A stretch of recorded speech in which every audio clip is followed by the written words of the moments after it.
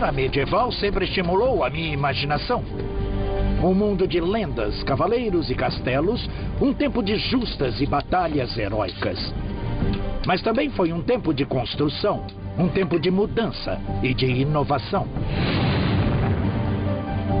Meu nome é Mike Lodes e eu passei a minha vida tentando entender o passado, vivenciando ele. Eu sou um historiador que acredita que quando você coloca suas mãos no passado, você descobre o lugar surpreendente que ele era. Um mundo com desafios conhecidos, mas com soluções muito diferentes. Estou seguindo em uma jornada para explorar o mundo medieval. Um mundo que se estendeu por 1000 anos, da queda do Império Romano até a Renascença. Quero chegar o mais próximo possível da vida cotidiana das pessoas comuns. E para participar das perseguições da nobreza, vou experimentar o que era viver nesse fascinante período da nossa história. Algumas serão só detalhes do dia a dia e outras serão espetaculares. Tudo será 100% autêntico. Livre!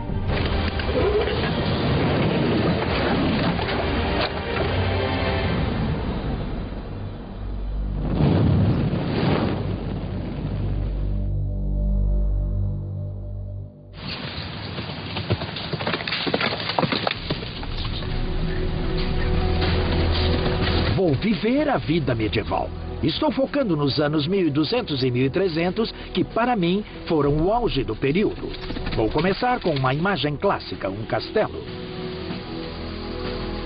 Os castelos antigos eram armas de intimidação e ataque. Não serviam apenas para defesa e não eram feitos de pedra. Os primeiros castelos eram assim, em montes altos, com torres de madeira, rodeados por uma cerca de paliçada de madeira. Na verdade, eles eram bem parecidos com os fortes americanos de 1800. Eles eram assim, eram fortes para a cavalaria e surgiram cerca de 1000 anos atrás com um novo tipo de guerreiro, o cavaleiro. Um guerreiro cavaleiro que montava orgulhoso e espirituoso o cavalo de guerra. E cavalos de guerra precisam ser alimentados, precisam de abrigo, de cuidados veterinários e de uma base. Essas bases como porta-aviões para os cavalos. Você poderia instalar sua frota de castelos de madeira no território inimigo enquanto avança nas terras a serem conquistadas. E daqui, controla a terra por 15 ou 25 quilômetros, na qual posso mandar uma patrulha vistoriária que vai voltar antes do anoitecer. Mas quem eram esses cavaleiros? A imagem popular romântica é do cavaleiro em sua armadura brilhante que passava o tempo combatendo e atraindo damas. Existe um pouco de verdade nisso, mas primeiro e principalmente, um cavaleiro era um soldado. O culto da cavalaria foi centrado e fundado na elite do guerreiro cavaleiro. A primeira arma de ataque foi a lança. Os cavaleiros eram tropas de choque que esmagavam tudo no seu caminho até a vitória com a força de impacto. Ah! Mas os cavaleiros, principalmente na Inglaterra, lutaram tanto a pé quanto a cavalo.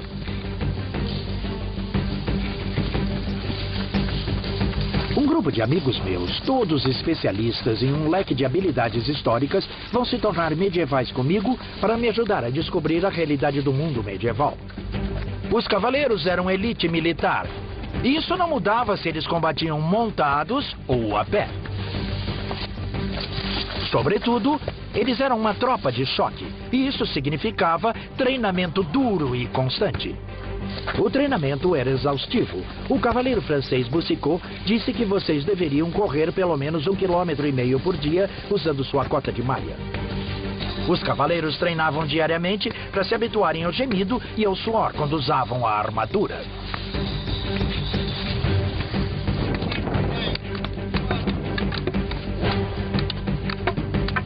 Este é o poste, um poste de madeira robusta que seria o equivalente medieval ao saco de boxe.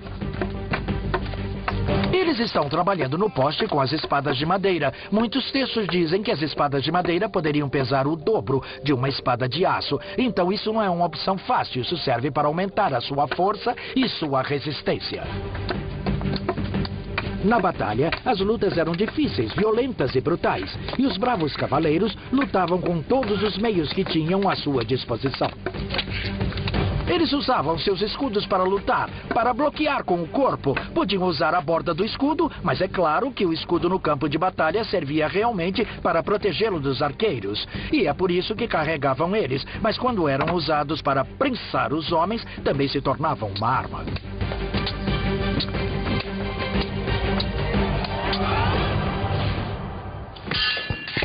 Os cavaleiros treinavam duro para dominar uma ampla gama de técnicas de combate.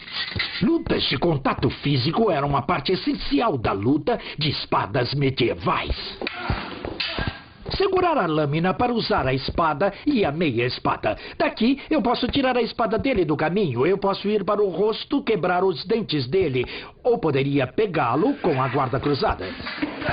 Poderia acontecer em uma batalha o esmagamento de homens em ambos os lados. Eles esmagariam você. Então vamos empurrá-los. Eles estão ficando cada vez mais perto um dos outros. E por fim vão ficar todos juntos. E você não terá escolha senão entrar no confronto corpo a corpo. As técnicas de lutas corporais tinham um uso especial quando os cavaleiros se encontravam no campo de batalha. Eles tinham seu próprio código de honra, o cavalheirismo. E o meu parceiro de treinos, o Dr. Tobias Capwell, é especialista nessas regras. Os cavaleiros lutavam contra outros cavaleiros, outros iguais da mesma classe social. E dentro da Irmandade da Cavalaria, você não quer necessariamente ter que matar seus iguais o tempo todo. Você tem o processo de resgate, você pode forçá-los a se renderem a você. Eles podem se tornar seus prisioneiros e você pode então vendê-los de volta às suas famílias com um lucro extraordinário. Mas eles não vão ceder facilmente. Você tem que derrotá-los, mas não matá-los. Sim, eu entendi. Agora eu tenho você em uma posição de quebra de braço. Ele poderia quebrar o meu braço. E eu poderia... Eu sinto que ele poderia quebrar o meu braço. Eu poderia deixar você pior até você se render. Eu me rendo. E eu lhe dou a minha palavra que me rendo. Agora sou seu prisioneiro. Pode me soltar. Tudo bem. Ai. O cavalheirismo funciona com pessoas da mesma classe social. Claro que se ele não perceber que sou da mesma classe social que ele, o cavalheirismo não funciona e ele me mata. Os cavaleiros eram ícones da era medieval, mas a imagem igualmente poderosa era o castelo. Os castelos evocam tanto o romance quanto o terror do período.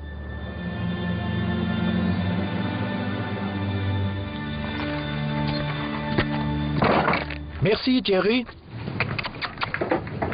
Mas eu não estou apenas indo para dar uma olhada em um castelo antigo. Estou na vida medieval. Vou ajudar a construir um novo.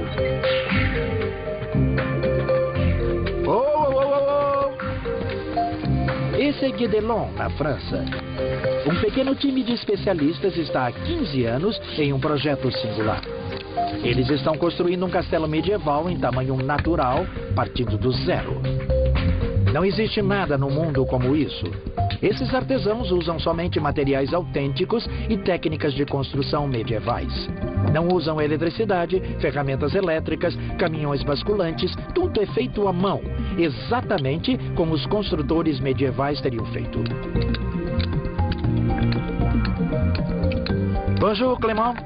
Bonjour, monsieur. Tudo bem? Estou bem, obrigado. Todos os castelos começam assim, começam com uma pedra, começam na pedreira. Mesmo para a extração das pedras, usava-se somente as técnicas tradicionais e trabalho duro. Uma vez que a pedra era extraída, ela era moldada por pedreiros. O pedreiro-chefe era a pessoa mais importante em qualquer projeto de construção do castelo. Ele era o arquiteto, construtor, designer, artesão e engenheiro. Tudo em um. Abaixo do pedreiro estava um exército de comerciantes. Seriam até 200 homens para um castelo desse tamanho, fazendo de tudo, desde os andaimes de madeira até as telhas de barro e argamassa, tudo do zero. Aqui eles estão fazendo a argamassa, o material que liga todas as pedras, uma mistura de terra e areia, cal e água. Como está? Tá bom. Os castelos ficavam no coração da comunidade. Todos passavam por esses portões, de camponeses a príncipes. Vão ser necessárias 45 toneladas de pedra para construir esse castelo. E tudo precisa ser suspenso usando nada mais do que a força humana. Então, como eles levavam as pedras para o topo? A resposta é um guindaste notavelmente avançado que podia levantar tanto quanto os guindastes das construções modernas. Esse é um mecanismo muito engenhoso. Essas rodas duplas têm capacidade para levantar 650 quilos. 2 de nós trabalham nessas rodas, andando igual a hamsters. Não é diferente de andar nas esteiras da academia. Você pode ver a enorme carga de rocha que estamos levantando.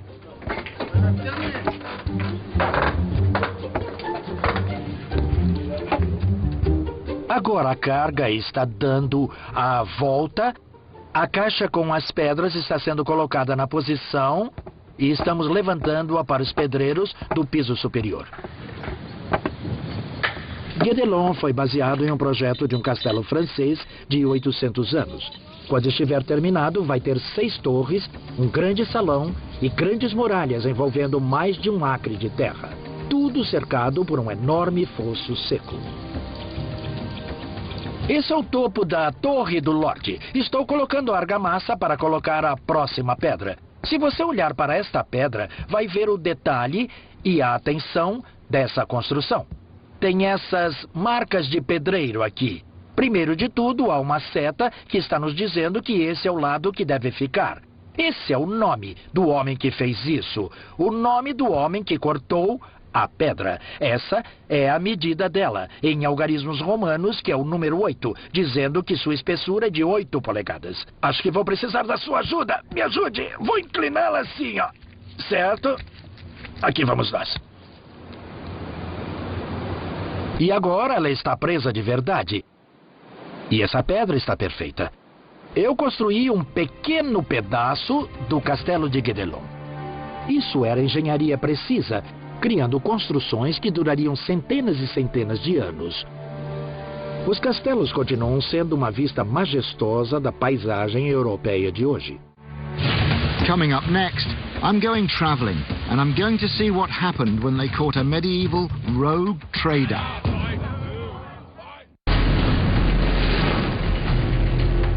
Eu sou o Mike Lodes e vou viver uma vida medieval para mostrar a vocês como era realmente a vida há 800 anos.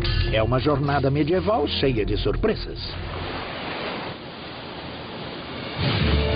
Com poucas estradas decentes, de longe, a melhor maneira de se transportar mercadorias pesadas era de barco. Os mares europeus estavam cheios dessas embarcações comerciais. Barco de cargas como esse, conhecidos como cogs, eram os burros de carga do mar. Barcos de um único mastro, com velas muito pesadas, muito largos e com fundo achatado. Isso significa que eles podiam levar uma grande quantidade de carga. Esses decks podiam estar cheios de madeiras para a Escandinávia, abetos dos Bálticos, ou até mesmo trazendo gado ou carga viva de uma ponta a outra do país. Agora que o vento entrou na nossa vela, estamos nos movendo bem depressa. Esses barcos eram tão populares que por volta de 1300 só o reino da Dinamarca tinha uma frota com mais de 1000 deles. Uma característica particular do cog é que o leme de direção, o timão, é montado centralmente na parte de trás. Nos barcos mais antigos, esse lado era chamado de estibordo, que era o lado da direção. Foi daí que tiramos o nome estibordo ou boreste. Se você tem um mecanismo de direção, o seu estibordo está de um lado. Então, o porto deve estar do outro lado. Ou seja, port side, que na língua portuguesa é bombordo. O projeto de calado raso permitiu que você atracasse em qualquer porto da Europa. Assim, qualquer cidade costeira poderia receber o comércio internacional e se tornar assim uma porta de entrada para o resto do mundo. É isso aí. Esse lugar maravilhoso é o Centro Medieval da Dinamarca. É uma réplica autêntica do tipo de cidadezinha portuária que você encontraria em toda a Europa. Esse lugar é um museu de história viva, onde todos vivem da forma mais medieval possível. E você pode ver que há mercadorias de todo mundo aqui. Peles do Báltico, maravilhosos produtos de madeira, peças de cerâmica, roupas. Eu fiquei bonito com isso? Eu acho bonito. Fiquei bem assim? Ah, tá. Eu não sei o que elas estão dizendo, mas deve ter ficado bom. Elas estão falando dinamarquês, eu não entendo. Isso seria um grande problema para os viajantes medievais, não só quando viajam internacionalmente, mas em seu próprio país. Dialetos regionais eram quase como línguas diferentes. Então um viajante de York acharia muito difícil de se fazer entender em Londres. O homem de Marseille seria incompreendido em Paris. Outro problema no mercado era ter certeza que você não estava sendo enganado. Os comerciantes que tentavam passar a perna no público, seja por inflacionar o preço, ou vender medidas menores, ou imitações baratas, eram envergonhados publicamente ao serem colocados no pelourinho. Existe um relato de Robert Porter, de 1387. Ele era um padeiro e tinha colocado pesos de ferro dentro do pão que ele estava vendendo para que ficassem mais pesados. Ele foi colocado no pelourinho e o peso de ferro foi pendurado no seu pescoço.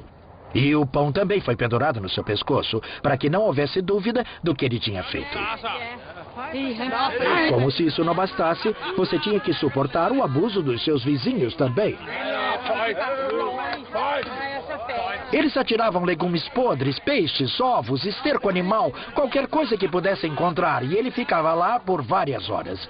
Em uma comunidade pequena, essa humilhação pública tinha um grande efeito. Era o equivalente a estar na primeira página de um grande jornal de hoje. O pelourinho não foi a única punição. Os ladrões podiam ser marcados no rosto ou nas mãos, para que o mundo pudesse ver seus crimes para sempre. A ideia de que a Europa medieval era monótona e cinza é completamente errada. Na verdade, era vibrante com cores deslumbrantes. E para colocar essa cor em suas roupas, eles usavam um ingrediente surpreendente. Na verdade, o que estaremos usando é urina velha. Produzida pelo homem e tem que ser de um homem. E ela tem que estar velha. Tá, e me diga quanto tempo tem essa urina? Ela tem 1 mês. Julia Clark é especialista em tintas medievais. Lãs e tecidos foram tingidos com corantes vegetais. E para algumas cores, a urina era uma parte fundamental do processo. Aqui vai ele. Agora estamos adicionando a urina velha de um homem na mistura. Em Londres, por volta de 1300, havia baldes nas esquinas das ruas para que os homens depositassem sua urina, que depois eram recolhidas e levadas para as tinturas locais. É a amônia na urina velha que fixa o corante, mas a ciência moderna ainda não conseguiu descobrir se ela realmente tinha que ser de homem. O mundo medieval era um mundo artesanal. As necessidades diárias eram feitas com trabalho intenso e os produtos do cotidiano não eram feitos em fábricas de produção em massa, mas nas casas, por pessoas com habilidades artesanais. Até mesmo a tarefa simples de acender um fogo era uma verdadeira arte.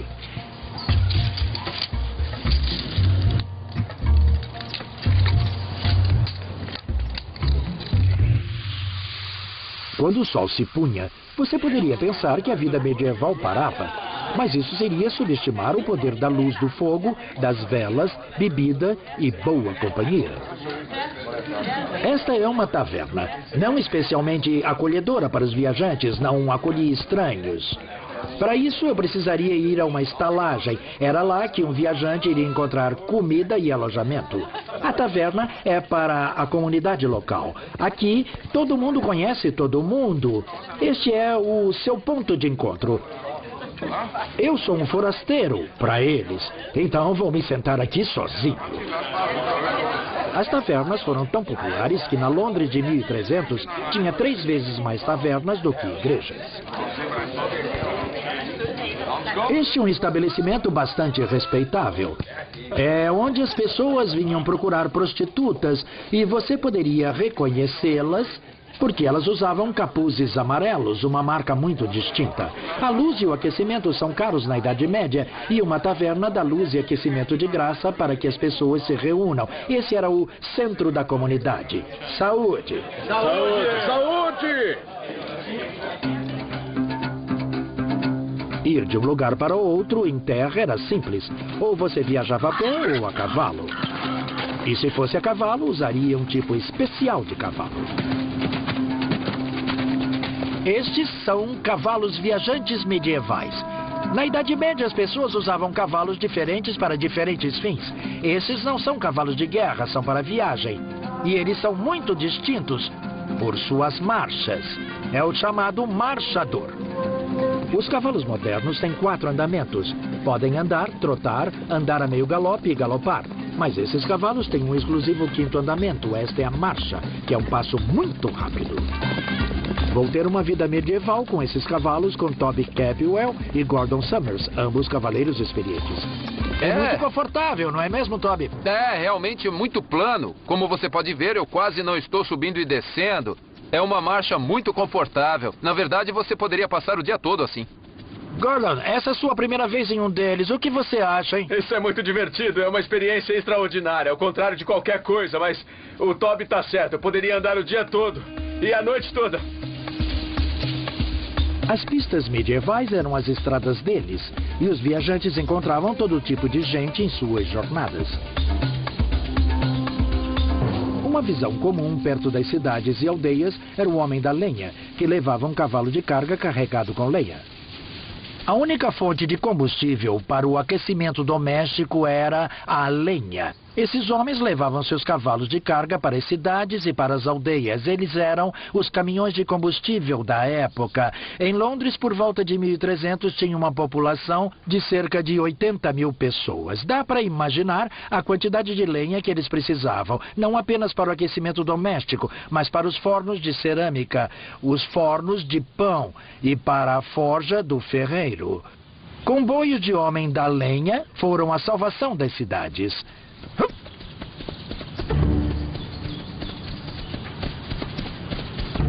Independente de quem ele encontrasse na estrada, o viajante medieval tinha que chegar ao seu destino antes do anoitecer.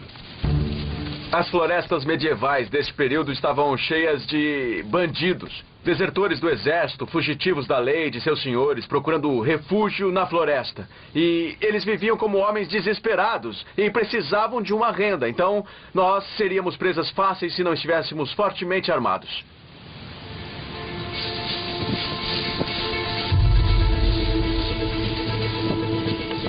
A ameaça de ataque na Idade Média era real e as pessoas se armavam naturalmente.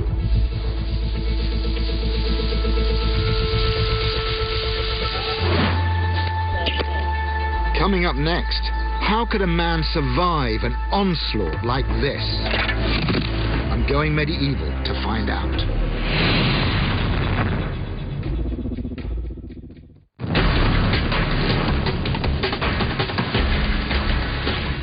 Eu estou vivendo a vida medieval para explorar a realidade da Idade Média. Foi uma época de engenho extraordinária e de surpresas. A urina velha de um homem.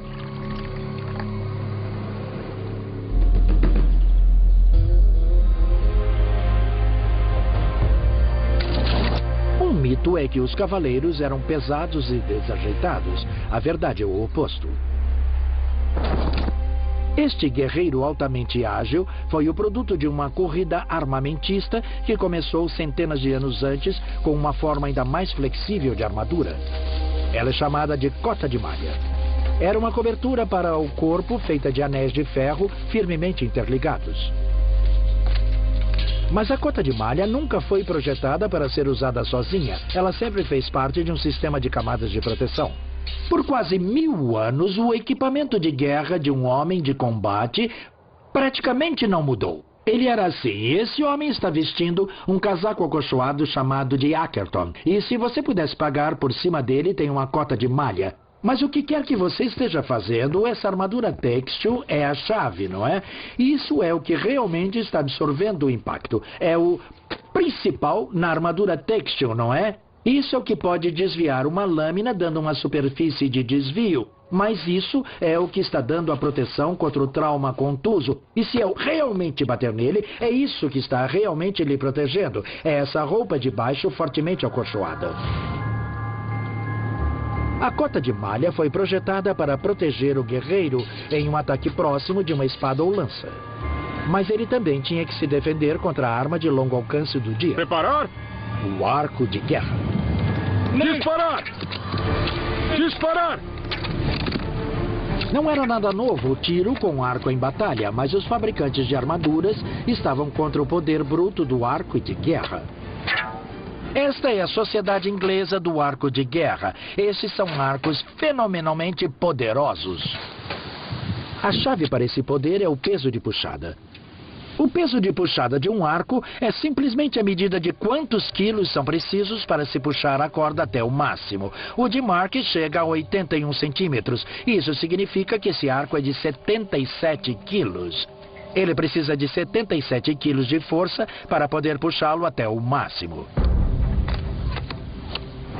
Então, qual era a eficácia desses arcos no campo de batalha? Na Batalha de Crécy, em 1346, os ingleses, sob o comando do rei Eduardo III, combateram um exército francês que estava em maior número, cerca de 5-1. Apesar das adversidades, as forças inglesas ganharam o dia. A chave para a vitória de Eduardo foram os arqueiros. Ele levou 7.000 arqueiros, quase a metade do seu exército, para a batalha. Se pensarmos de forma conservadora, eles poderiam atirar 10 ou 12 flechas por minuto. Isso significa que em apenas 15 minutos, eles já teriam lançado mais de 1 milhão de flechas. E essa foi uma batalha que durou muitas horas. Isso esgotaria os estoques de flecha muito rapidamente. E as flechas são uma munição extremamente sofisticada e muito cara. Então, qual é a melhor maneira de usá-las? Algumas pessoas acreditam que nas batalhas medievais, os arqueiros disparavam de longas distâncias, de até 300 metros. Eu acho que isso é improvável. Não há nenhuma peça de arte medieval ou manuscrito que mostre arqueiros atirando em uma elevação. Você não os vê atirando para cima assim. Em uma batalha, eles estão sempre atirando diretamente desta forma assim. Eu acho que eles atiravam em um alcance muito menor, de 35 ou 40 metros, para máximo impacto. Mas será que esse impacto derrotaria a armadura do inimigo? O objetivo de usar uma armadura era que ela defenderia contra as armas da época. Se não for por isso, não tem a necessidade da despesa ou de se dar ao trabalho de usá-la. Mas se o arco longo é uma arma tão soberba que pode penetrar a blindagem facilmente, por que todos em Crécy não morreram em poucos minutos? É claro que algumas pessoas foram mortas por flechas. Algumas armaduras tinham uma qualidade inferior. Nem todo mundo tinha uma armadura completa. Algum jovem apressado deve ter levantado a viseira. Mas geralmente as flechas eram repelidas pela armadura. Então qual é a eficácia militar do arco e flecha? É no trauma contuso. É na pancada após pancada após pancada que as pessoas recebiam desses arcos pesados. Então eu quero fazer um teste para medir exatamente quanto tempo de impacto eles recebiam. Estou recebendo ajuda nesse teste do Dr. Matthew Penn. Ele é especialista em lesões esportivas por contato. Então, Matt, esse é o boneco de pancada. É, sim. Isso é o que você usa para testar o poder de socos do boxeador. Ele foi calibrado principalmente para o soco do boxe e chute das pessoas das artes marciais. Então seremos capazes de medir a quantidade de força que as flechas estão exercendo sobre o corpo. Sim, os sensores aqui vão medir a força em qualquer lugar sobre essa área. E então poderemos fazer outras medições e cálculos a partir daí. Então a primeira coisa que precisamos fazer é colocar a armadura têxtil. A armadura têxtil que os soldados usavam como uma jaqueta grossa sobre a sua malha era projetada para absorver e espalhar a força de um golpe. Ela tem 25 camadas de linho costuradas e acolchoadas para dar uma maior densidade. Então estamos colocando-a sobre a almofada de pressão e em seguida vamos colocar esta cota de malha com rebites por cima. Isso passa ali. Ele tem ombros grandes, não tem? Para o teste, ambos os arqueiros estão usando arcos de guerra de 65 quilos de puxada, a uma distância muito curta. Lá vamos nós. Os sensores no boneco vão gravar a força das flechas e vão retransmitir os dados para um computador. Certo, Mark Joe! Dispare!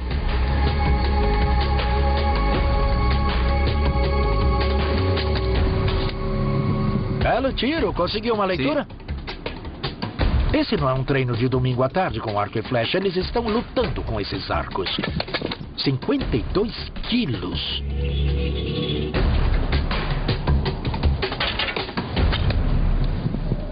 Nossa, olhe para esse pico lá em cima. 136 quilos. 136 quilos, essa última flecha.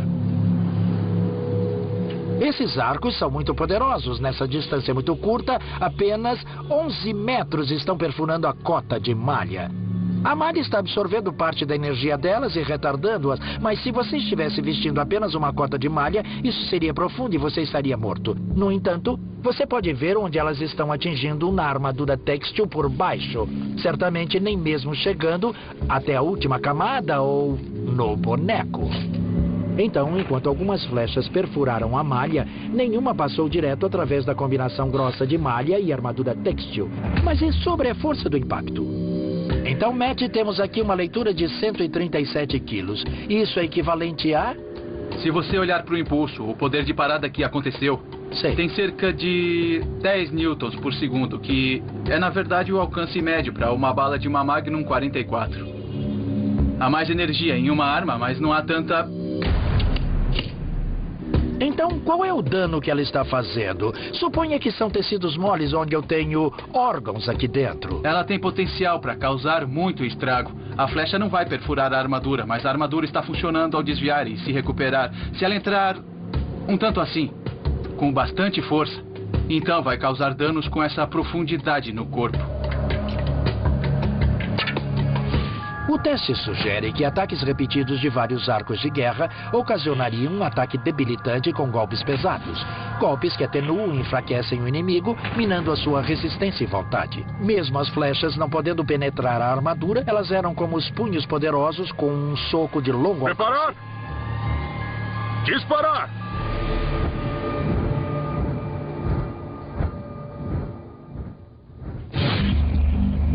A armadura tinha que ser melhorada. Os fabricantes de armaduras passaram a utilizar placas sólidas de metal nas camadas exteriores. Mas havia um problema. Os fabricantes de armadura eram muito hábeis em trabalhar com pequenas placas, mas ainda não tinha tecnologia para fazer grandes placas rígidas para o corpo. Se você precisa cobrir o tronco, tem que encontrar outra resposta. E a resposta foi o revestimento de placas. Um revestimento de placas é feito de couro ou pano, que tem placas de aço menores rebitadas no lado de dentro. Todas elas são sobrepostas, podem se flexionar e proteger uma grande área, com peças relativamente pequenas de metal. E esta é uma boa armadura, mas você ainda pode ser atingido entre as lacunas e ainda tem alguma flexibilidade, ainda tem alguns pontos, por isso não resistia ao choque tão bem como os modelos posteriores. Por fim, os fabricantes de armaduras descobriram como fazer placas sólidas para o peito, que cobriam o tronco inteiro.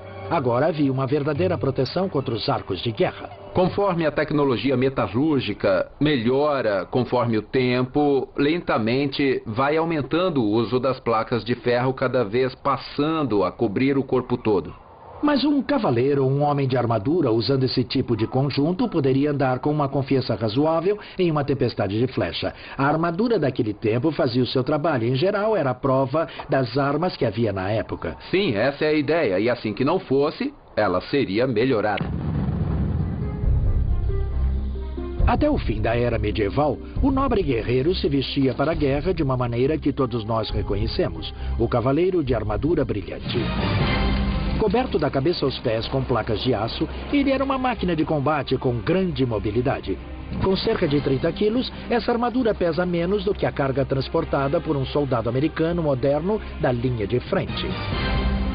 A corrida armamentista entre armadura e flechas acabou.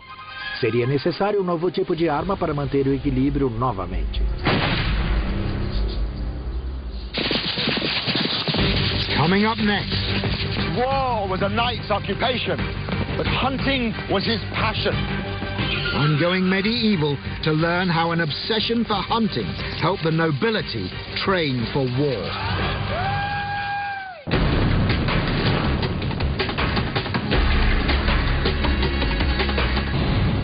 Estou descobrindo as realidades surpreendentes da vida durante a Idade Média. Agora vou viver a vida medieval para descobrir a verdade por trás da grande obsessão das classes nobres, a caça.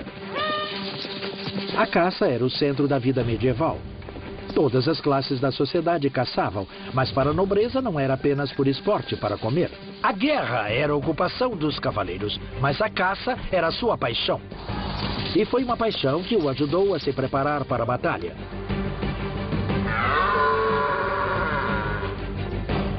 Um nobre francês da época escreveu: para todos os tipos de encontros militares, a caça é um treinamento melhor do que as justas. A caça era um evento altamente ritualizado e também regulamentado. Era um evento de status muito elevado. E para uma grande caçada, eles se reuniam na floresta ao amanhecer para um café da manhã formal. Bom dia, senhores. Bom dia. Obrigado, Steve. Isso é muito mais do que uma ocasião social, não é? Está reforçando toda a estrutura social. E você tem pessoas de todos os níveis sociais, todos com um trabalho a cumprir no campo de batalha. Isso é tremendamente importante, porque um exército medieval eficaz tem muitos tipos diferentes de soldados, todos trabalhando juntos. A caçada foi meticulosamente planejada, combinando homens, cavalos e cães. Os cães medievais não eram como os modernos cães com pedigree. Eram tipos de cachorro criados exclusivamente para função prática. A primeira coisa era encontrar o cervo. Surpreendentemente, o mestre de caça pode decifrar as pistas deixadas pelo próprio animal.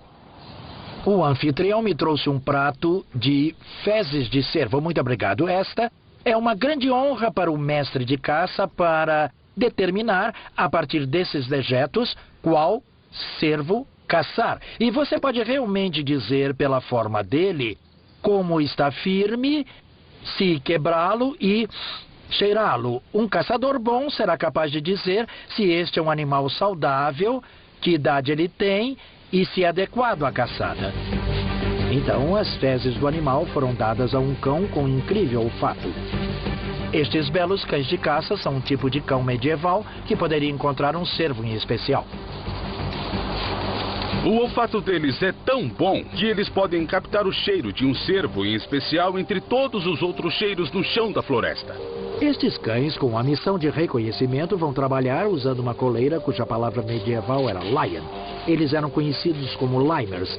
Uma vez que os limers localizavam o cervo, a área era cercada por um raio de vários quilômetros com revezamentos de cães de corrida muito rápidos. Precisamos persegui-los e para isso precisamos de velocidade, precisamos de um cachorro longo. Então vamos ter um bando seguindo o cervo, mas o cervo pode ficar bem à frente deles. Apenas se o cervo chegasse perto do cordão de exterior, esses cães de revezamento eram soltos para trazê-los de volta para a caçada principal. O reflexo de perseguição deles é desencadeado pela visão da presa e eles podem atingir velocidades de até 72 km por hora. Cães incrivelmente rápidos. Rápidos, mas apenas para distâncias curtas. Eles não eram pares para a resistência de um cervo, por isso eram divididos em turnos, de modo que um par pudesse assumir o lugar do outro. Para a perseguição principal, os caçadores usavam cães que corriam em bandos. Então, estes são os brachets. Este é o bando principal, sem coleira. Eles correm como um bando, eles têm capacidade olfativa extraordinária. Então, quando estamos andando atrás da presa em cavalos, esses cães nos ajudam a manter contato. Eles são os cães com resistência e com olfato para chegar até a presa.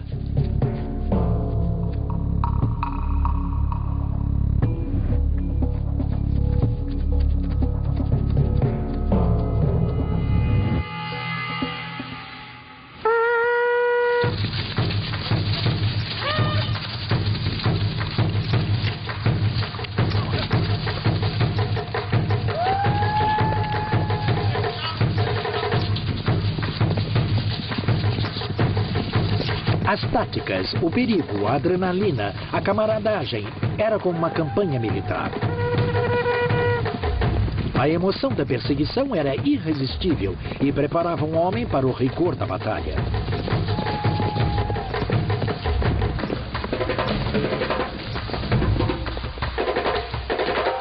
Um cavaleiro aspirava a mostrar tanta força, coragem e habilidade no campo de caça quanto no campo de batalha.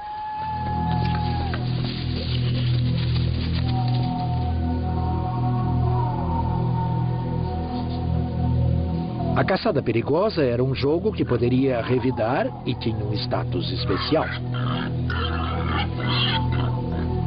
A façanha mais prestigiada de todos era caçar um belo javali. Imagine ele vindo até você, 350 quilos de músculos avançando e rosnando, armados com presas como adagas.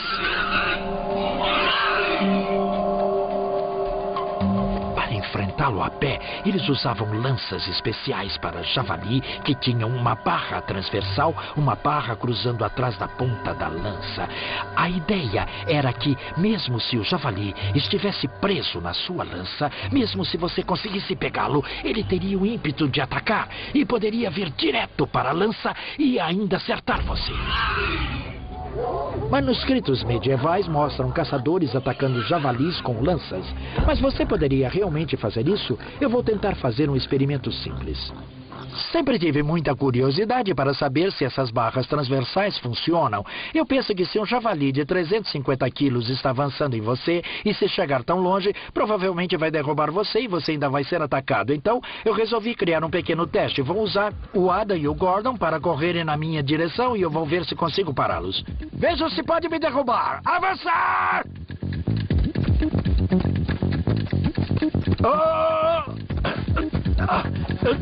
Obrigado. É necessário 2 pessoas para segurar isso. Então, pela minha posição, eu ia ficar sozinho e receber essa carga. Mas como tive um bom companheiro entrando, muito obrigado, então eu fui salvo da humilhação de ser atropelado por um pedaço de carne. Mas, de fato, seria um homem muito corajoso quem enfrentasse um javali avançando sem antes ser auxiliado por mastins.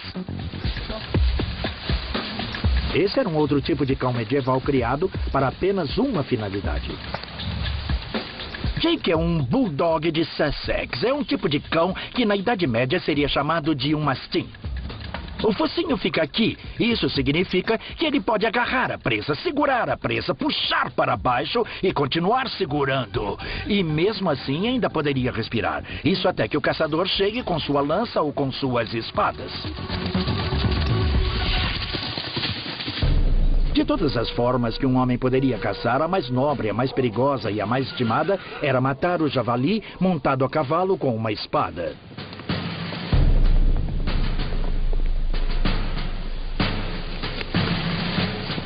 Assim que a presa tivesse sido morta, o cavaleiro pessoalmente a destrinchava no campo. Em termos práticos, isso significa cortes de carne pequenos o bastante para que os seus servos pudessem levar de volta para casa. Isso também significava que os cavaleiros estavam acostumados com o sangue e as tripas de animais mortos. Significava que estavam familiarizados com isso e que não eram sensíveis no campo de batalha. Pão embebido em sangue, tostado sobre o fogo, era a recompensa favorita dos cães. Cachorro bonzinho. Esse foi um dia extremamente bem-sucedido. Nós tivemos essa experiência de caça medieval. Tivemos o vínculo com os cães e um vínculo entre nós. Foi como um exercício militar. Era isso que a caça significava para as pessoas medievais. Era uma metáfora para a guerra, um treinamento para a guerra.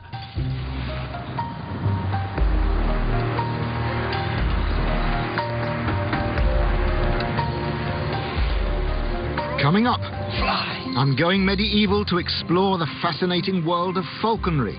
I'll work the land medieval style, and later I'll unleash the most powerful weapon of the Middle Ages.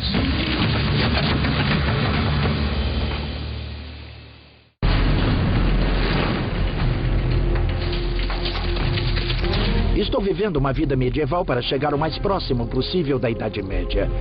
Já ajudei a construir castelos, treinei e lutei com espadas e viajei por mar e terra. Experimentei a emoção da caça e senti como seria sofrer um ataque de um javali selvagem.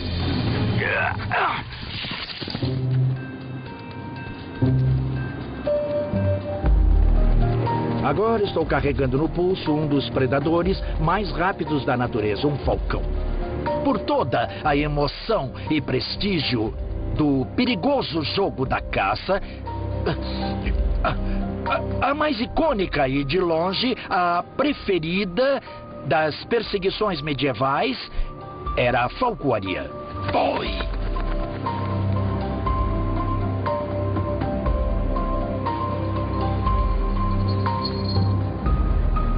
Para os ricos, os falcões eram uma das posses mais prezadas e uma oportunidade de exibir suas riquezas. Aí vai ela! Ha! Em 1368, o rei inglês Eduardo III gastou mais com seus falcões do que toda a renda anual de seu nobre mais rico. Ele também tinha poleiros para suas aves favoritas no seu quarto. Para um bom dia de falcoaria, não eram necessárias várias aves. As aves sobressalentes eram levadas nessa armação chamada de kedge, e o homem que carregava era chamado de kedger. Nos dias de hoje, chamamos as pessoas que carregam os tacos de golfe de kedge, originária dessa mesma palavra em inglês. Então, Lockhart, você nunca segurou um falcão antes, Nunca. não é? Bem, vamos mudar isso. O falcão está usando um capuz para deixá-lo calmo e quieto. Esse é um falcão lanário. Ela se chama Baby, e os lanários eram aves de caça muito populares na Idade Média. Se fizer assim gentilmente, vai poder sentir o peito bem aqui. Está vendo como é estufado? Tô sim. Isso é porque ela voou e se alimentou, ou então foi alimentada. Você pode ver a pequena barriga, ela foi alimentada e é por isso que ela está bem calma e se porta como uma ave que não está interessada em caçar, simplesmente por ter sido alimentada. Assim temos essa expressão, temos várias expressões da falcoaria. Certo, sei. Eles naturalmente vão para o ponto mais alto. Certo. Você só precisa apontar seu dedo indicador aqui atrás, que ela vai subir nele, certo? Sim. Olha, ela subiu. Certo, sei. Agora aperte com seu dedão. Sim, certo, entendi. Certo. Agora você a tem sob controle e ela está embaixo do seu dedão. É aí que a expressão tem origem, certo? E para uma segurança extra, vou colocar a coleira que está presa às faixas, vou enrolar isso aqui. Agora você a tem bem segura e ela está enrolada no seu dedinho. Como se sente? É uma sensação ótima. É incrível. Me sinto bem medieval, é muito... Nossa. É mesmo, Sim. isso nos conecta. Sim, do chão pro Com céu. os céus, Sim. do chão para o céu, absolutamente.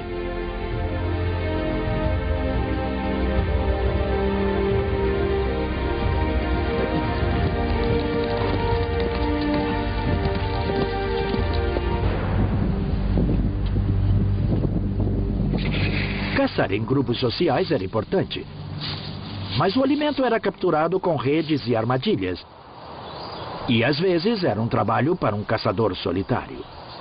Caçadores habilidosos usavam um arco e uma flecha. Sua maior habilidade não era apenas uma boa mira, mas conseguir perseguir, conseguir se aproximar da sua vítima. Existem várias referências autênticas descrevendo que foi uma das mais estranhas visões do mundo medieval. Eles tinham cavalos para a perseguição. Eles se pareciam com isso, 2 homens em uma roupa de cavalo. Acha que isso funcionaria? Bom, claro que o objetivo não era enganar ninguém, mas isso servia para quebrar a forma humana. Qualquer pessoa que já escondeu um cavalo em um campo sabe que os coelhos não se afetam em nada, pois não são bípedes. Não é um humano, é um animal. Então isso é simplesmente um esconderijo móvel para nos aproximar do jogo. Mas eu suspeito que quando se está em um cavalo, além da silhueta diferente, você também tem o cheiro do cavalo. Acho que provavelmente eles teriam que sentir o cheiro para funcionar. O cheiro já está bem forte aqui. Muito obrigado. Obrigado, Adam. Você poderia caçar qualquer presa com um cavalo de perseguição, mas eles eram bons de se aproximar de um cervo. Pare! Não pode fazer isso. Ah, como assim? Não pode fazer isso. A penalidade por perturbar o cervo do rei é a cegueira. Ele está certo. Essa é uma floresta real.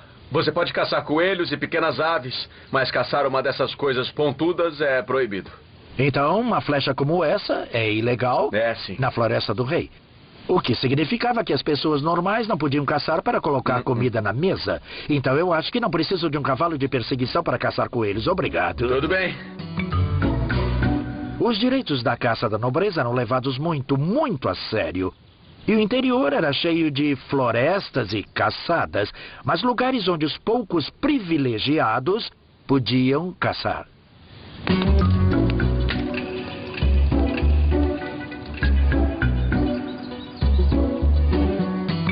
Então, se não podiam participar da caça, o que as pessoas comuns comiam?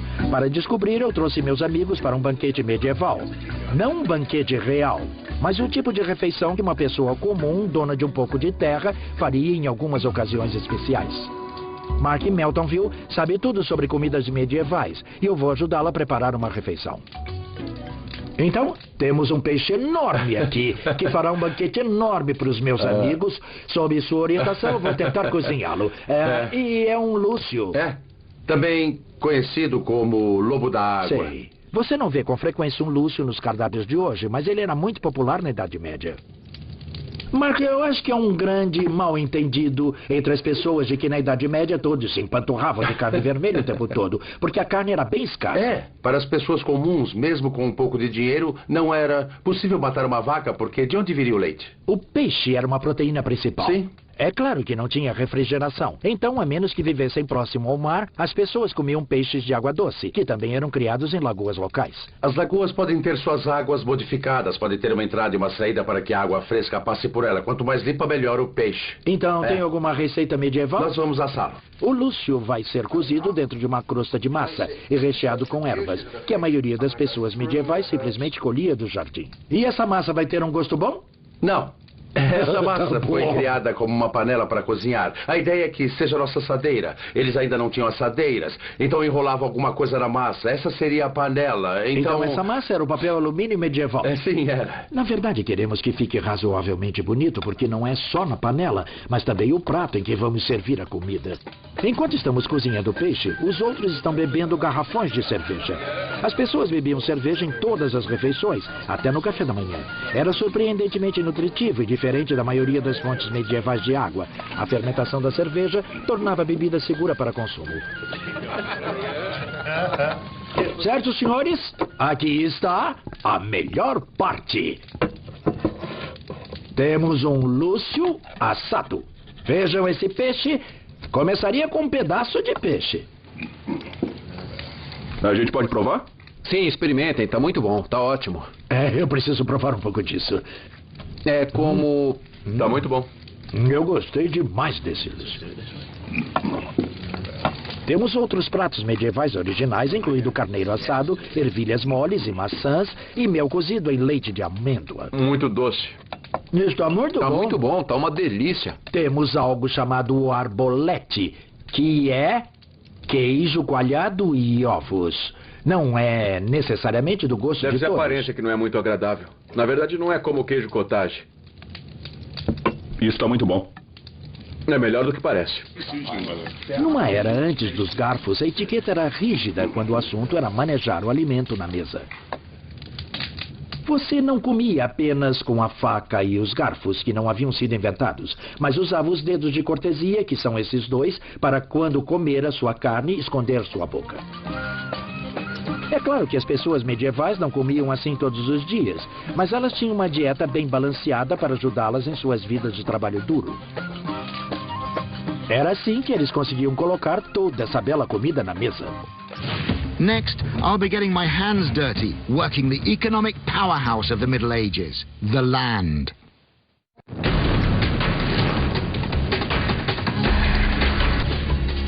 Fizemos coisas incríveis com os animais durante a minha jornada.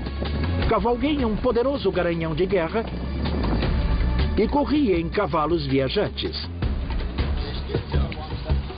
Coloquei cães de caça no ritmo e fiz falcões magníficos voarem. Voe! O mundo medieval estava repleto de animais.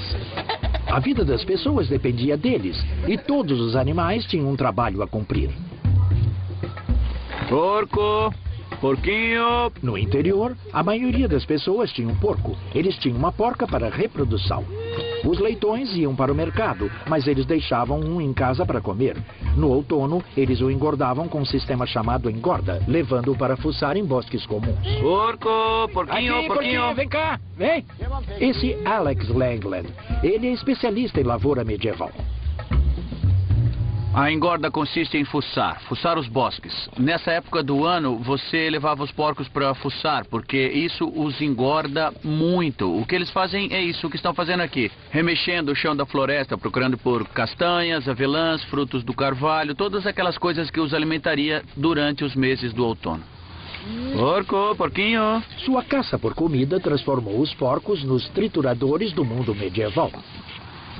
Você quer limpar a terra? A melhor coisa a se fazer é usar o porco. Hoje temos essas máquinas de cultivo que entram e destroem tudo. Por que usar essas máquinas quando pode usar porcos para fazer isso? Era uma sociedade muito interdependente. Da mesma forma que a natureza é interdependente, as pessoas espelhavam esse mundo natural e tudo funcionava muito bem. Com certeza. Em uma época muito supersticiosa, às vezes os porcos eram tratados como humanos. Na França, em 1386, um porco foi acusado de matar uma criança. Ele foi levado a julgamento, condenado e sentenciado à morte em um enforcamento público.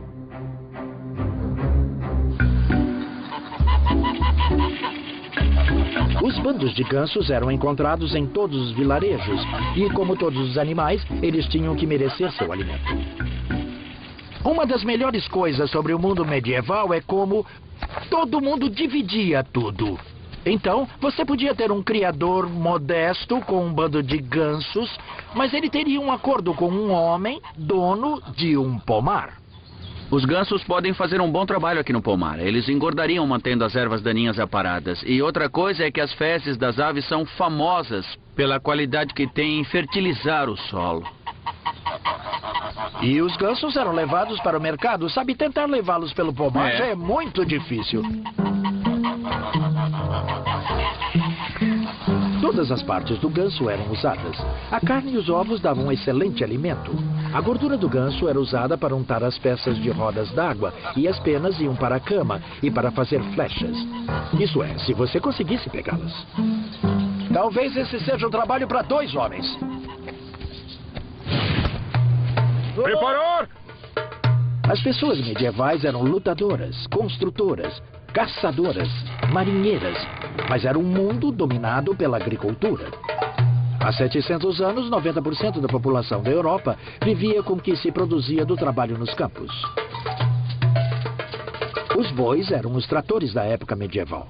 O arado era feito com bois, não é, Alex? Frequentemente com grupos muito grandes. A maioria das casas teria grupos de bois. Você poderia trazer o seu boi, eu o meu, e o Lorde poderia dar 2. Nesse caso, infelizmente, um dos bois é aleijado, então vamos trabalhar com 2. Um boi aleijado poderia espalhar o desastre quando os campos tinham que ser arados.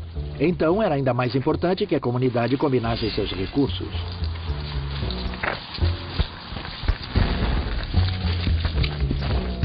A verdadeira junta de bois. A junta de bois está por aqui há milhares de anos e as pessoas medievais usavam essa antiga tecnologia para prender os bois ao arado. É um sistema muito simples, mas muito eficaz. É a melhor forma de aproveitar a força que esses animais têm nos ombros. E é claro que quanto mais bois estivessem trabalhando, mais fácil seria do que um único animal. E mais trabalho poderia ser feito em um dia. Bem, aqui vamos nós. Bom, é isso, devagar e com calma. Devagar e com calma, vamos lá? Vamos! Vamos. O problema dos bois é que eles precisam de encorajamento constante. Vamos, em frente! Vai. Uma mudança extremamente importante que aconteceu durante o período medieval foi um grande avanço na tecnologia agrícola, o desenvolvimento do arado pesado. Para mim, essa realmente é a ferramenta do mundo medieval. É o arado pesado. Ele possibilita que você corte as argilas espessas e duras pelas quais o norte da Europa é famoso. Antes desse arado, tudo o que se fazia era arranhar a superfície.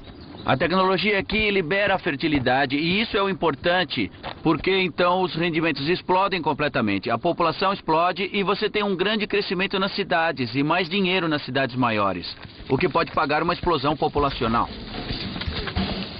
E nada disso teria sido possível sem a força bruta dos grupos de bois que puxavam o arado. A terra medieval era dividida em faixas para os indivíduos trabalharem. Não tinha nenhuma cerca entre as faixas, mas todo mundo sabia qual era a sua. Mas basicamente todos trabalhavam juntos em uma comunidade para o bem maior do campo, se quiser colocar assim. Oh, porque o lavrador poderia arar para todo mundo. É isso mesmo.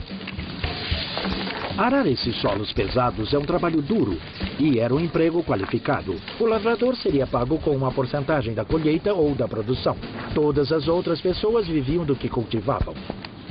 O que você quer fazer é conseguir o máximo de cereal durante todo o ano. Seja para ter cerveja ou pão de centeio ou comum. Mas também você tem que separar grãos suficientes para plantar no ano seguinte também. É claro. E todo mundo tinha que cultivar o bastante para pagar seus impostos para o senhor feudal. O rico ficava mais rico com a gordura da terra. A riqueza da Idade Média estava no solo, estava na terra, e liberar o potencial dos solos pesados do norte da Europa que permitiu que ela florescesse nos séculos 13 e 14 e se tornasse o lugar mais rico da terra. By the end of the working day, medieval people were just as dirty as we would be. But did they really smell as bad as you'd think? Or is this just another common myth?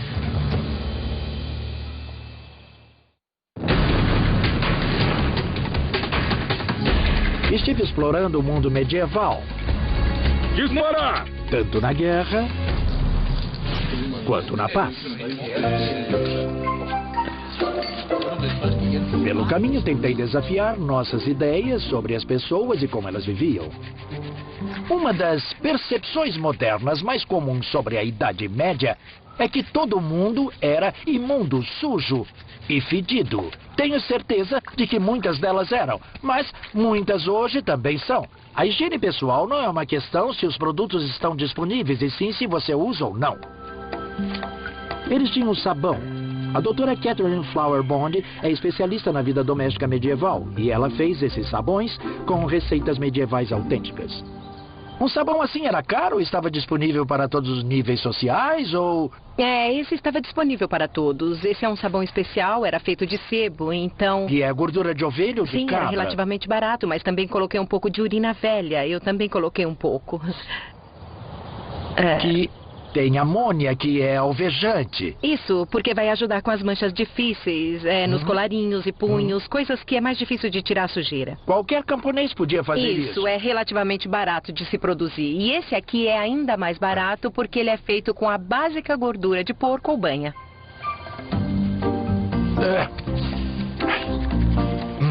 Nossa, minha esposa ficaria impressionada de ver isso.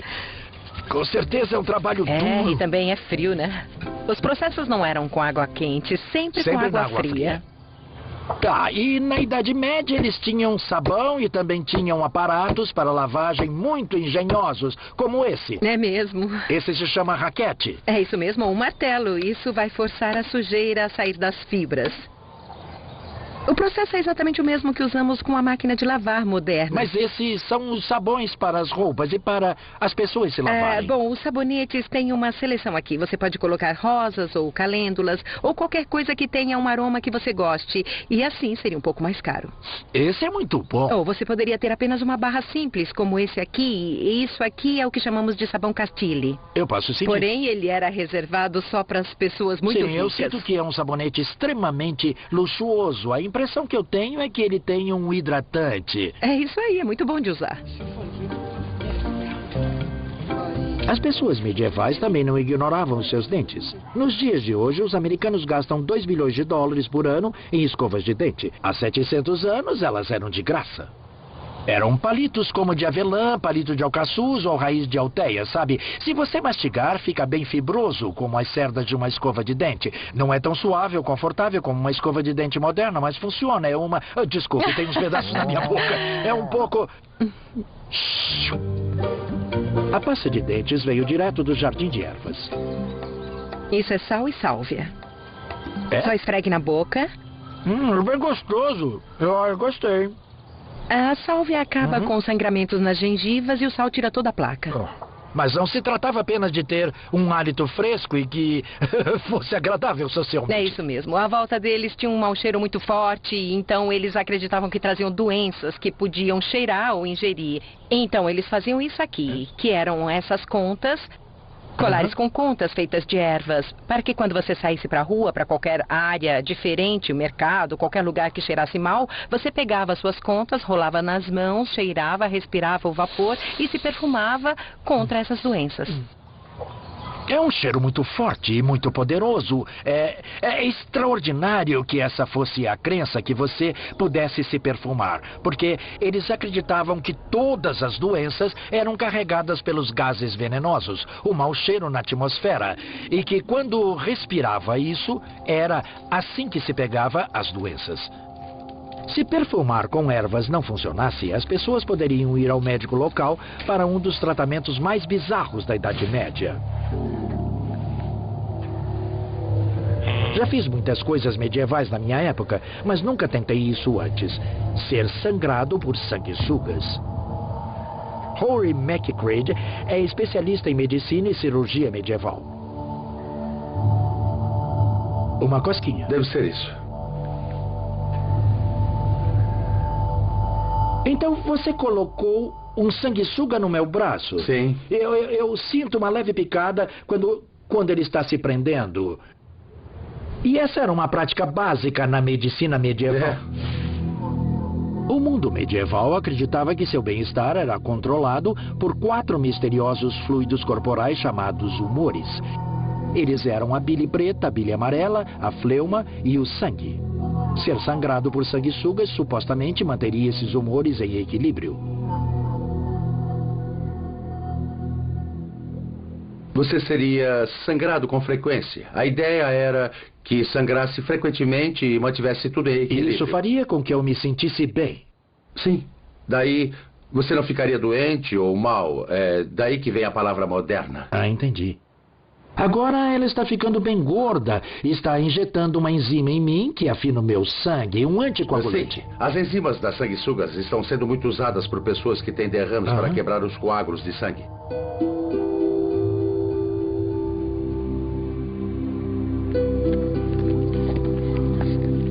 Mas existia uma doença que nenhum tratamento com sanguessugas ou nada mais poderia curar. Era chamada de peste negra.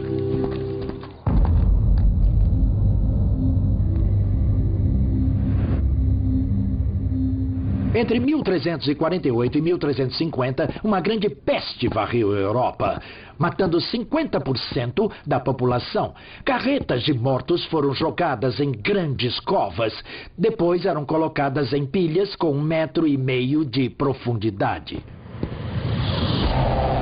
E é por isso que existiam criaturas bizarras como essa, coisas de pesadelo que seriam encontradas espreitando nas ruas e se esquivando nas casas dos que estavam morrendo.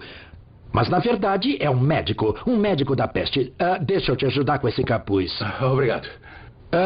Você está realmente usando o equivalente a uma roupa contra risco de contaminação? Sim, ela impede que o ar passe por mim, me mantendo seguro quando estou lidando com os doentes e os que estão morrendo. Eu sinto que está coberta de cera. Coberto de cera. E dentro tem uma boa fragrância, muito agradável. Dentro dele tem um sachê de ervas ou uma esponja que foi mergulhada em vinagre e que supostamente deveria deixar o ar com uma fragrância para que eu pudesse respirar e que fosse seguro. É o que eu usaria para me proteger diante dos doentes e dos que estivessem morrendo, sabe? Tudo o que poderia fazer seria dar alguns remédios, o que eu faria com minha longa colher para me manter o mais distante possível. Você está a uma certa distância. Isso mesmo. Quantas chances teria uma vítima da praga se você viesse atendê-la? Não muitas. Não muitas. Era um jeito terrível de morrer.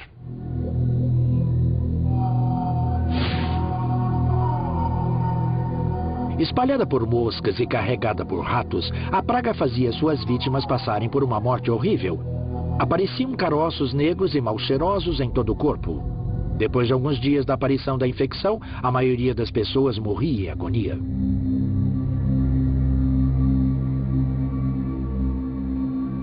A peste negra era um grande fracasso da medicina medieval. Eles não sabiam de onde ela vinha e não sabiam como tratá-la. Era um enorme fracasso que acabou levando o fim do mundo medieval.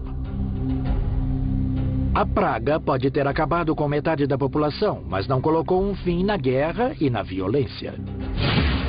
Next, I'm going to unleash the fury of the medieval world's most powerful war machine. This is the big moment.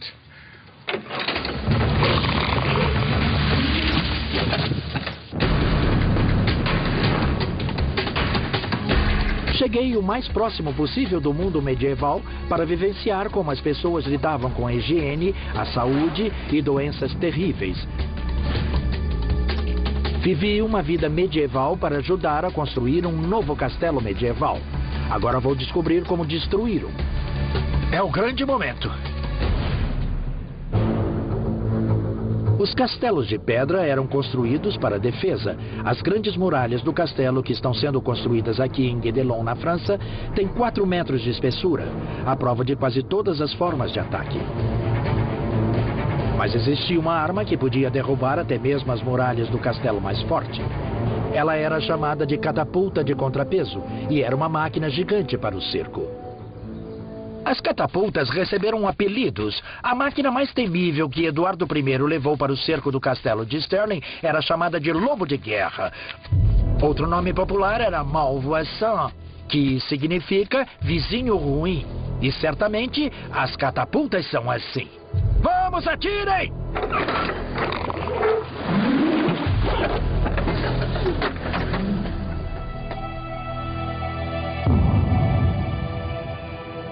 Esse deve ter alcançado pelo menos 500 ou 600 metros. Vamos carregar e fazer de novo.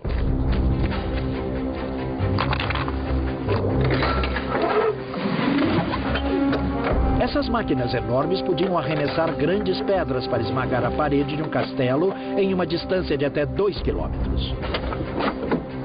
No centro medieval na Dinamarca, construíram uma réplica operante em tamanho natural de uma catapulta. E aqui está como ela funciona.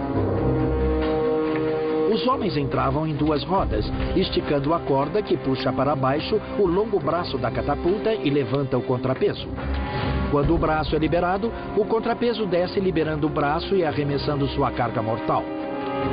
A catapulta de Eduardo I, o Lobo de Guerra, era tão grande que 5 carpinteiros e 50 homens precisaram de 3 meses para construí-la. Com a munição calibrada para ter o mesmo tamanho e peso, a catapulta era mortalmente precisa. Você podia atingir a mesma parte da parede do castelo repetidamente, enfraquecendo-a até ser rompida.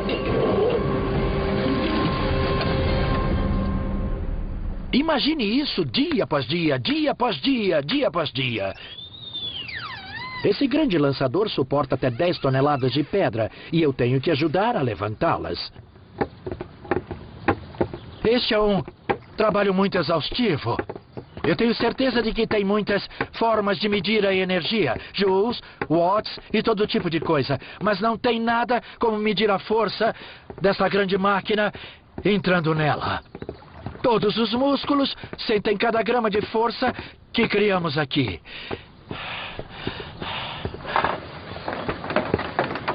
Uma equipe fortalecida pela batalha poderia levantar o contrapeso em 15 minutos. Isso significa um bombardeio constante de pedras durante todo o dia.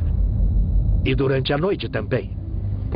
As pedras não eram as únicas coisas usadas em catapultas. Também eram usadas para arremessar as carcaças apodrecidas de animais mortos para espalhar doenças dentro do castelo. Eram usadas para lançar colmeias de abelhas. Eram usadas para enviar para casa as cabeças decapitadas dos prisioneiros inimigos. Eram usadas como armas de terror. Mas o mais assustador de tudo, eram usadas para lançar grandes bolas de fogo.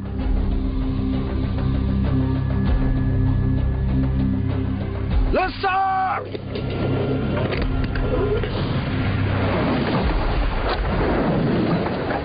Olha isso! Tem uma rajada de chamas pelo céu! E as bolas caíram no telhado do castelo, caíram em estruturas de madeira, nos estábulos e em todas as construções no pátio e colocaram todo o lugar em chamas. Os defensores do castelo tinham que estar preparados para esperar por muito tempo. A maior parte da guerra medieval era feita em cerco. Por isso, você devia poder suportar isso por meses se fosse necessário. A coisa mais importante sobre o castelo é que ele tenha um fornecimento de água dentro de suas paredes. Muitos castelos tinham 2 ou 3 poços. Você poderia suportar um cerco por semanas, talvez meses, com pouquíssima comida, mas ficaria apenas dias sem nenhuma água. Por volta de 1440, o castelo de Harlech, no país de Gales, foi cercado por 7 anos, o cerco mais longo na história britânica. Mas os soldados atrás das muralhas do castelo não estavam sem defesa. Se o inimigo começasse a lançar flechas, os defensores poderiam atirar das fendas longas e estreitas construídas nas paredes. Elas eram aberturas para flechas, e estou na vida medieval para experimentar uma ideia que tive sobre como seria a melhor forma de usá-las. Se você tem homens correndo para suas muralhas, você precisa disparar o máximo possível. Então você precisaria trabalhar em equipes como essa. 2 homens operando em uma abertura. Isso também dá ao inimigo a impressão de que você tem forças maiores do que na realidade tem. Você pode achar estranho que estamos atirando nessa distância, mas existem 2 motivos para isso. Não aguento essa proximidade porque o meu arco vai bater aqui, mas tem outro motivo para ficar afastado, e se chama o paradoxo do arqueiro. Quando uma flecha deixa o arco, a força da corda atrás dela faz com que ela dobre no arco. Na verdade, o que acontece é que ela dobra bastante assim. E quando ela volta, ela dobra para o outro lado. Nos primeiros 4 ou 6 metros, ela faz esse progresso sinuoso. Fica assim quando desaceleramos a imagem 150 vezes.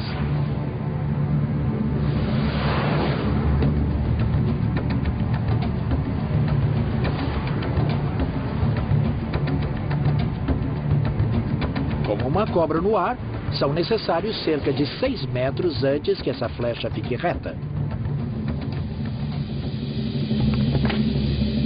Então, daqui eu tenho que ir para trás, até que eu atire reto. É claro que uma fenda que deixa as flechas saírem também pode deixá-las entrar, apesar de ser um alvo mais difícil.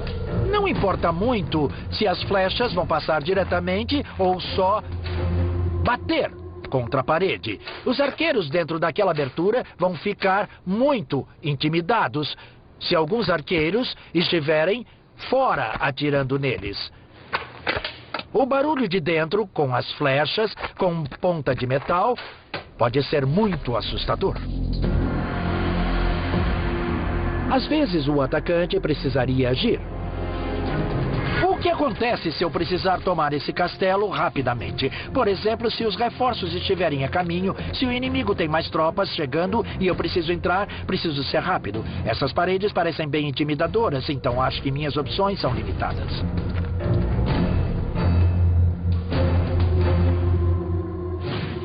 Uma das formas mais desesperadas e com certeza uma das mais perigosas de tomar um castelo era escalando ele, passando por cima das muralhas. Às vezes eles construíam torres de cerco elaboradas, mas uma das mais frequentes era apenas uma questão de homens corajosos e escadas. Era algo extremamente perigoso, com pessoas jogando pedras na sua cabeça e também arqueiros que podiam atirar da lateral. Mas você tinha que continuar, tinha que subir a escada. Tem homens atrás de você. Quando você chegasse ao topo, não receberia boas-vindas amigáveis. As pessoas iam atacar você. E agora isso se torna um problema para mim. E estou pendurado na escada com uma mão e tenho meu escudo na outra mão. Fica muito difícil desembainhar a minha espada, é estranho. Talvez eu consiga tirar uma adaga com mais rapidez, mas provavelmente não intimida muito você, não? Não, porque eu posso atacar com a minha espada assim e depois empurrar você. A opção óbvia pra mim aqui é tentar empurrar a escada da parede, mas eu não consigo movê-la. Vocês teriam 15, 20 grandes soldados atrás de mim nessa escada. É um peso enorme contra a parede. Para poder tirá-la, você precisaria de uma grande força, precisaria de pessoas, de uma barreira. Eu preciso de uma barreira e de 10 homens fortes para exercer essa influência contra ela, mas isso vai precisar de 10 defensores vitais. Então, o meu trabalho não é tanto passar por ela, o meu trabalho é me demorar, desembainhar minha espada e continuar mantendo a posição, manter você onde você está, manter você sempre lutando e ocupado. Mas mesmo que você consiga escalar as paredes e entrar no castelo, os defensores ainda tinham um último truque guardado. Então eu passei as defesas externas, passei pela muralha, passei por essa porta de ferro protegida. E agora estou nessa pequena câmara, a última trincheira, na torre central. Mas a engenhosidade dos projetistas do castelo daquela época não tinha limites, porque acima de mim está um buraco assassino.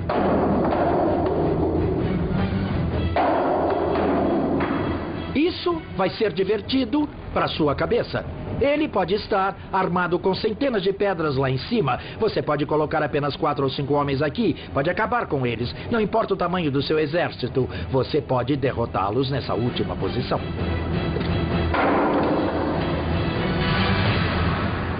Castle designers were innovative, but weapon designers were equally ingenious.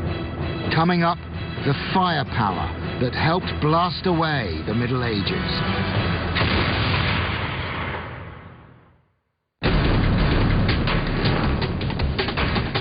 Estou vivendo uma vida medieval para confrontar nossos conceitos errados do período e para vivenciar a vida medieval por mim mesmo.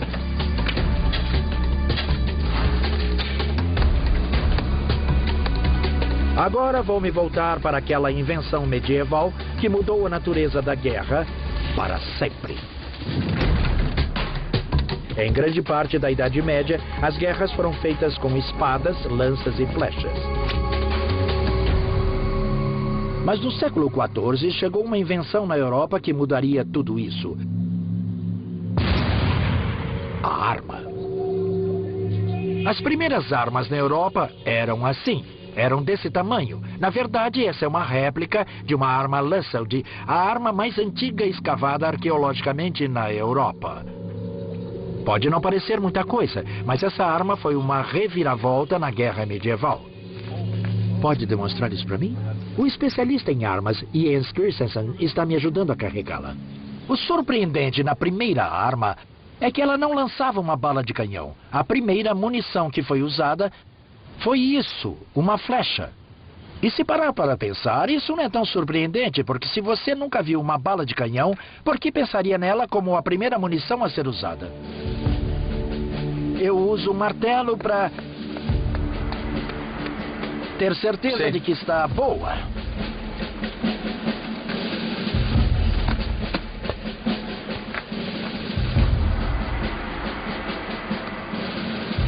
Os portadores de armas não eram considerados cavalheiros. Eles sofriam ameaças de que, se fossem capturados, teriam suas mãos cortadas e seus olhos extraídos. Certo, vou disparar. Vamos lá.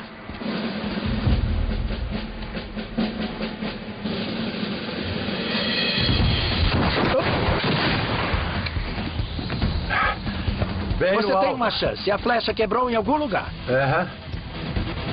Ela despedaçou. A força do impacto que quebrou isso. Um dos registros mais antigos de armas sendo usadas no campo de batalha na Europa foi de quando os ingleses as trouxeram para conter as forças francesas na Batalha de Crécy em 1346. A explosão ameaçadora, o cheiro sulfuroso, a chama que era cuspida espalhou no inimigo.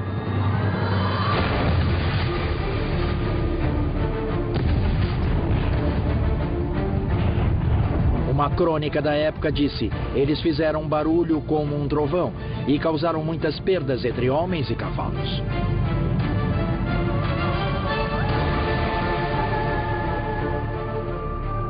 Todo o período histórico teve ideias que duraram e ideias que desapareceram.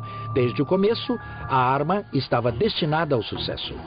Em 50 anos, a partir das primeiras armas primitivas, os armeiros medievais construíram armas que se pareciam muito com os canhões que conhecemos hoje. Uma das primeiras coisas foi que eles se livraram da flecha e partiram para a bala de canhão.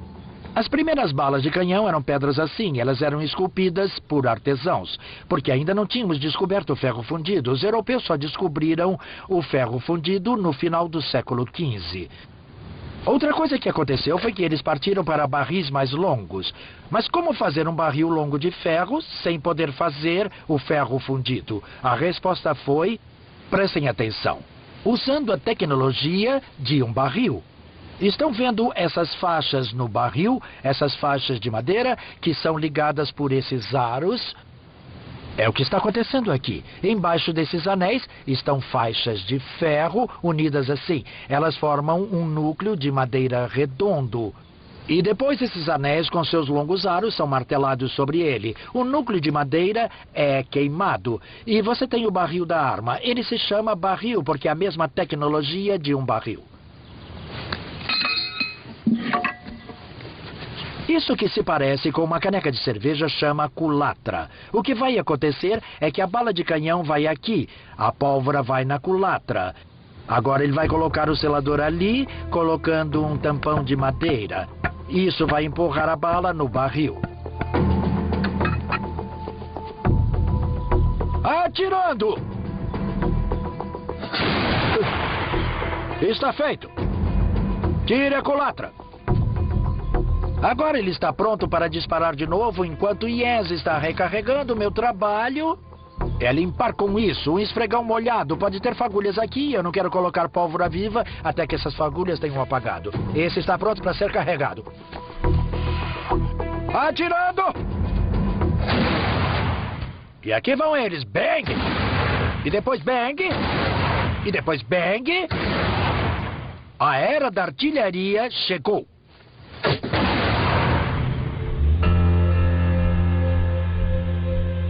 O surgimento da arma foi um dos sinais de que o período medieval estava acabando.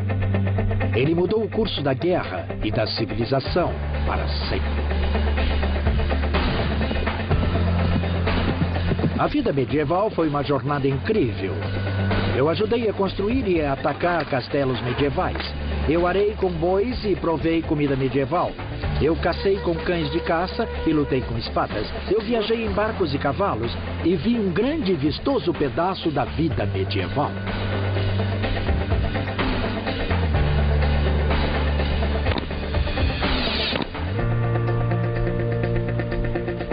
As pessoas medievais não pensavam nem se imaginavam como primitivas ou pessoas que se vestiam com roupas engraçadas. Eles se consideravam modernos. Eles usavam as mais recentes tecnologias e vestiam a moda mais recente. As pessoas da Idade Média eram muito mais parecidas do que diferentes de nós. A verdade é que elas eram nós. E para mim, a emoção real e o encantamento da história está ao conectar a experiência física àquele mundo em que eles viveram. A vida medieval me ajudou a entrar nesse mundo e compartilhar um pouco da vida deles.